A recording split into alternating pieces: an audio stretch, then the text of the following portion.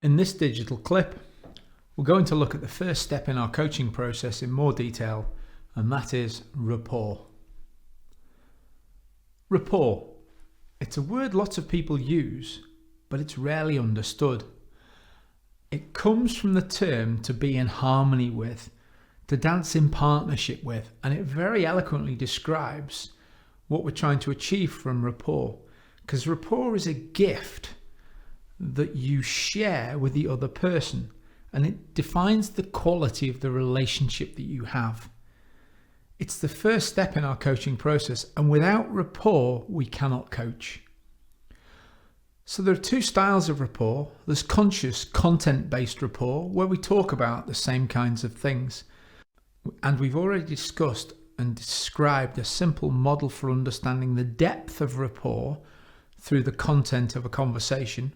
So when we look at content-based rapport, we often look at what's going on in the words. What do the words actually mean? And in logical levels, we talked about the fact that we've got environmental rapport. We've arrived at the same place. We've got behavioral rapport. We do the same things. We've got capability-based rapport, where we've learnt the same skills. Beliefs and values-based rapport, where we discuss in depth really interesting stuff that's important to us, and we know how it makes the other person feel. And finally, identity and purpose-based rapport, where everything below can be different, but we're still moving in the same direction. We're still trying to achieve the same purpose. So content-based rapport is very much around what the words actually mean. Context-based rapport is everything else. It's our physiology, our tonality, our body language, our inflections. It's the way we say the words, not the words themselves. So let's consider taking rapport and making it a process. The first step in the process is understanding the building blocks. And the core building blocks we've already discussed when we looked at communication, when we looked at body language, the tone of our voice, and the actual words we say. So as we look at our actual language, we can notice it's broken down into many different aspects. Some of the aspects we've already discovered when we looked at representational systems and we looked at visual, auditory, kinesthetic, olfactory, and gustatory. The language of our thoughts. And we can build rapport by matching the language of the coachee's thoughts with our own language. There's more than just representational systems help us build rapport through language. There's also unique words. Have you ever noticed when somebody has a conversation with you, they put an emphasis on a word or a part of a phrase, and that says to you at an unconscious level, this word means more than the literal meaning of the word to them. By emphasizing the same word in a response, their unconscious mind says, this person really understands me. They use that word in exactly the same way I do.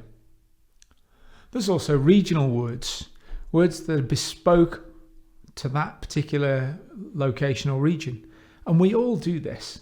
We find ourselves picking up the phone, after being away on holiday, and suddenly we speak with our holiday voice.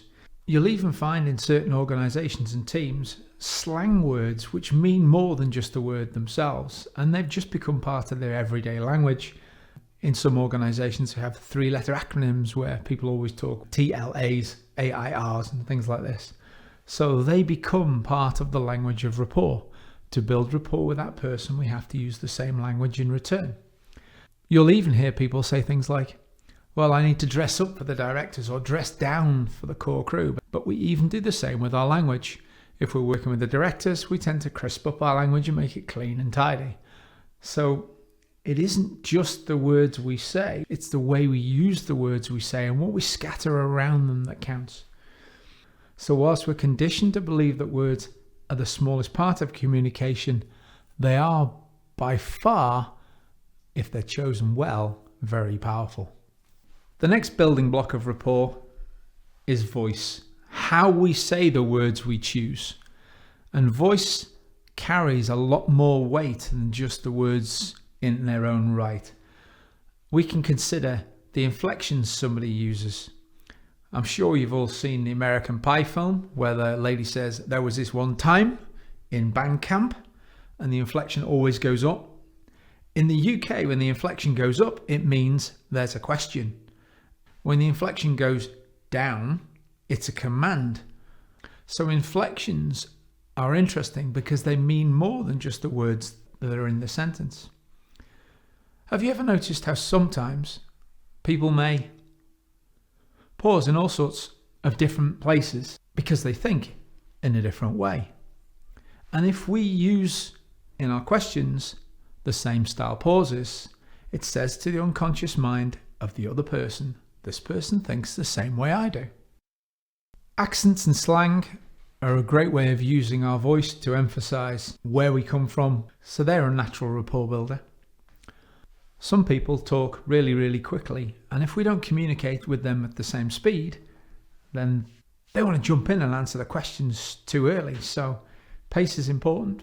Some people speak very slowly and very deeply, and that's a great indicator of the way they think too. So slowing our voice down and breathing more deeply and allowing ourselves to feel the words as we say them helps us build rapport with them. Some people shout really loud. Sergeant Major's voice, it can be heard across a 2,000-metre battlefield. And for them, volume's important. Some people speak in a very monotone voice where everything is said at the same pitch and pace. And some people, it's up and down all of the time. The final building block of rapport is body language. Within the aspect of body language, we can start to consider things like physical contact.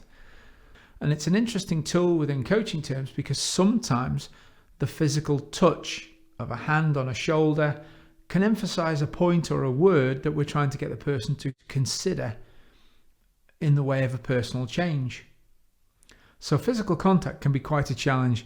Simple rule of thumb is obviously we need permission to do it, so we stay away from it. But in our environment, it's about matching what the other person does. So if they slap you on the back, they're almost giving you permission to say, well, it's okay for me to slap you on the back by return.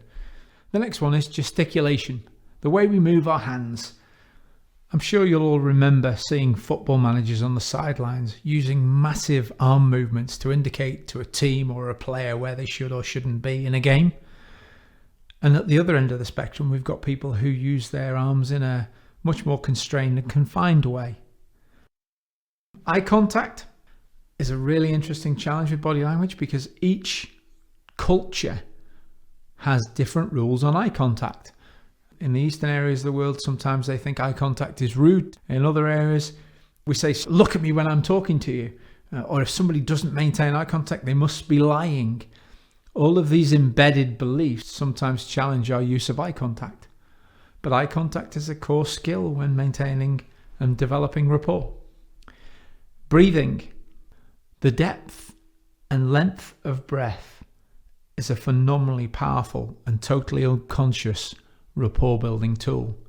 And you'll see people like horse whisperers and dog whisperers that actually breathe the same way that the animal breathes, because at a deep subconscious level, that breath is a totally unconscious rapport builder. We've also got personal space.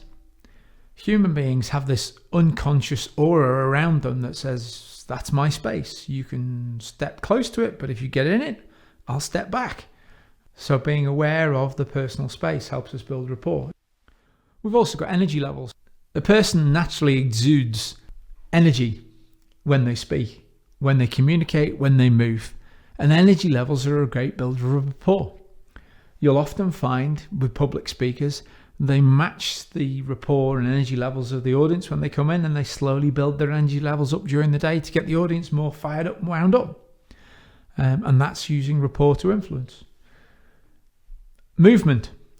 Have you ever noticed some people can't stand still when they think? They have to walk, they have to pace around the room. So matching somebody's movement. In fact, we even say in coaching terms, to have rapport, you have to walk at the same pace. So movement is a key. And finally, facial expression. A picture paints 1,000 words. Well, people read our faces every day. And if they're smiling and we smile back, their unconscious mind says, I like this person because they're like me. So the three key building blocks of rapport are the actual words we use, our language, our voice and how we use our tone and inflection, and finally our body language. And the aspects within those building blocks But what is the process of rapport? Well, the process of rapport is simply this: matching, pacing, and leading. So when we're taking the process of rapport, we are matching the key building blocks, their tonality, their words, and their body language. And we do that for a while until it just becomes the way we both operate. And slowly but surely we move to pace. And as we pace, we change one of the three aspects ever so slightly. We up our energy levels, we up the speed of our voice, we up the tonality of our voice, and we look for changes in them. And if they change to match the way we're now speaking, what that says to us is, I have rapport with this person. The nice thing about rapport is we all do it subconsciously. And what we're doing on the coaching course is breaking down our subconscious skills so we can model them and become excellent at building rapport with most of the people most of the time. And this is one of the biggest challenges as a coach. We're taught that we can build rapport with any person all of the time. Yet that doesn't always work. So it is always worth reflecting on the fact that if you haven't got rapport, maybe a different coach can do it for you. And I'm sure you all know people who are rapport magnets. You walk into a room and they have rapport with dozens of people in moments of time. So rapport, without a doubt, is an interpersonal skill some people seem to be born with and others seem to have to learn. But as a coach, rapport is a prerequisite for every conversation. However, there are times as a coach we may want to break rapport. And that's another skill in its own right that we'll come back to later.